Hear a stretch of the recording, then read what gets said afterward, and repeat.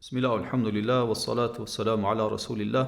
Cilat janë argumentet që tregojnë se secilit do t'i kthehet e drejta në ditën e Kiametit? Allahu subhanahu wa taala thot: Inna Allaha la yadhlimu mithqala dharra, vërtet se Allahu nuk bën pa drejtësi, qoftë edhe një grimc. Po ashtu fjala Allahu subhanahu wa taala: Wa qudiya bainahum bil haqqi wa hum la yudhlamun, dhe do të gjykohet në mesin e tyre me të drejtën, me të vërtetën, dhe atyre nuk do t'ju bëhet asnjë padrejtësi. Po ashtu fjala Allahut: Wallahu yaqdi bil haqq, Allahu gjykon me të vërtetën dhe me drejtësi.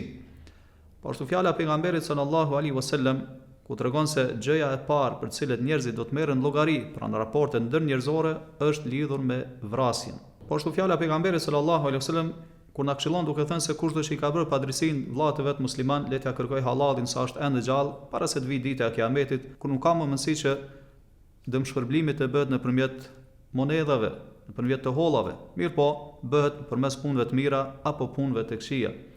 Po ashtu tregon pejgamberi sallallahu alaihi wasallam se në ditën e Kiametit, kur besimtarët e tejkalojnë zjarrin pra urën e Siratit, do të vendosen në një kantare, në një vend mes xhenetit dhe zjarrit, dhe pastaj aty do t'ja kërkojnë halallin njëri tjetrit, dhe nuk ju lejohet të hyjnë në xhenet derisa të pastrohen nga çdo gjë që kanë pas mes vetë.